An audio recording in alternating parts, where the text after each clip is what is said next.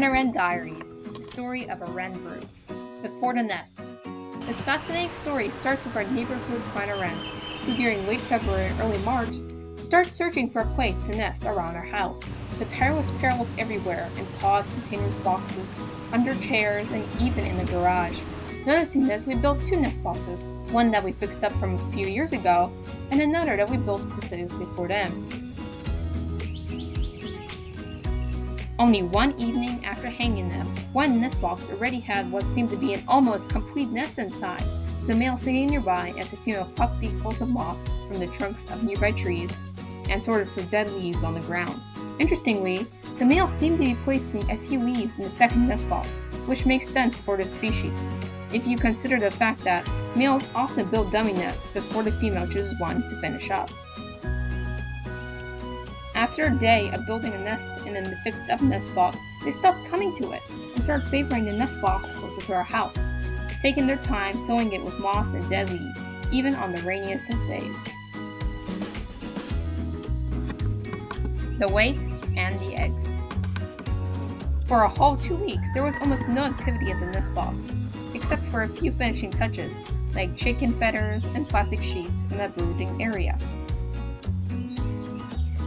But just when I thought the wrens had given up on nesting in that nest box, one egg finally appeared, and each morning was followed by another one, until they reached a total of 4 eggs.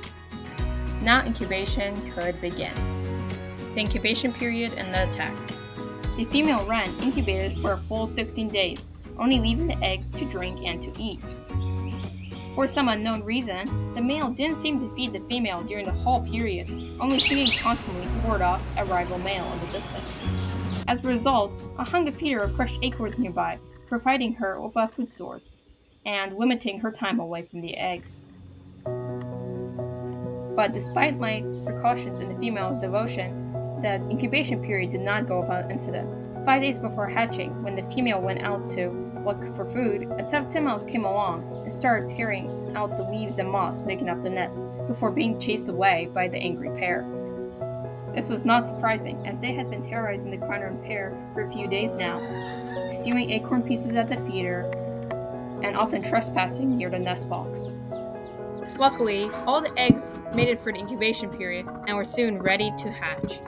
The chick time, day 0 to 15. On April 8, the day of the eclipse, all 4 of the chicks finally hatched, a whole 3 days later than predicted. Day 0, first hours. The chicks are naked and blind with only fluff on their heads. They are also very squirmy and are still pretty weak after hatching. As a result, the female sits on them constantly, eating their highly nutritious poop, and waiting for the male to bring food. Day 1. Fluff is appearing everywhere. The wing feathers are just starting to grow, but their chicks are still blind and sat on by the female most of the time. Day 2. The chicks now have fluff almost everywhere. Their wing feathers have grown even longer, but despite the fact their eyes can now be opened to slits, they still sleep most of the time and are helpless. The male readily brings a variety of insects while the female sits on the chicks. Day 3. The chicks' eyes can now be fully opened when the male comes with food, but otherwise they sleep most of the time under their warm maw. Meanwhile, their wing feathers have grown even longer, their feet have become almost fully developed, and their back and neck still have no fluff. Day 4. The wren babies are now becoming more vocal than ever, and since they are no longer blind, the parents don't need to make special calls anymore to announce that they've came with food. Otherwise, not much has changed since the day before. Just now the chicks spend more time awake and have even longer wing feathers.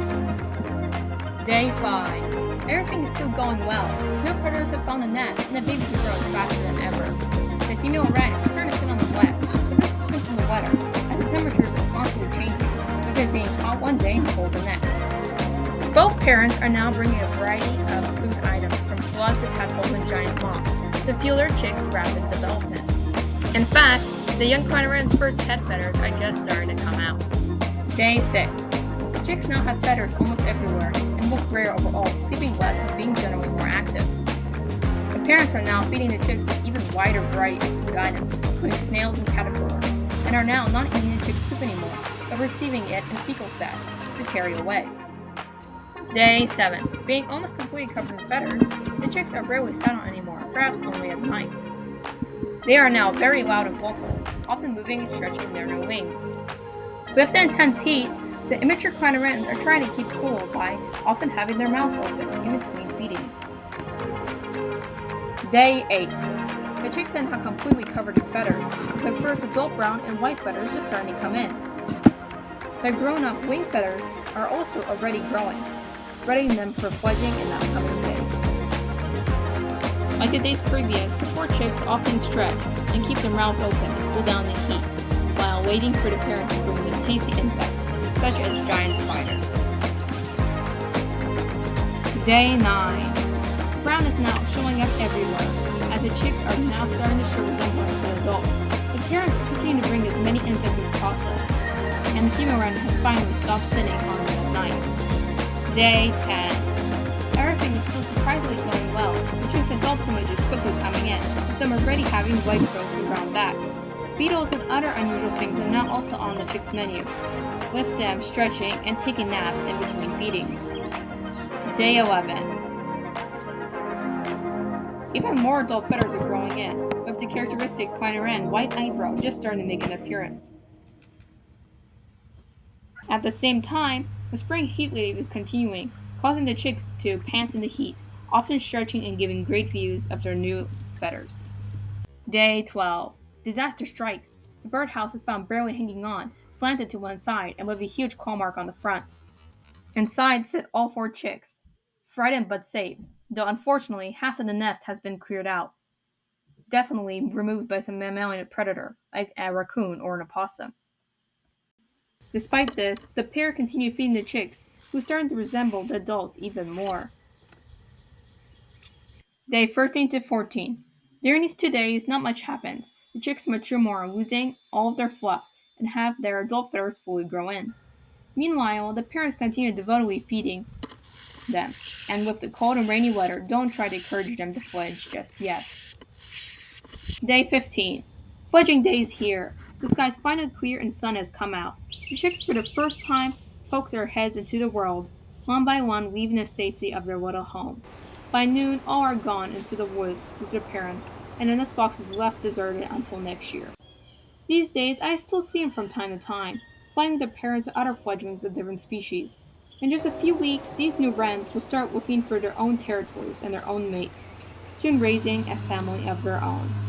Thanks for watching. Please subscribe, share, and like.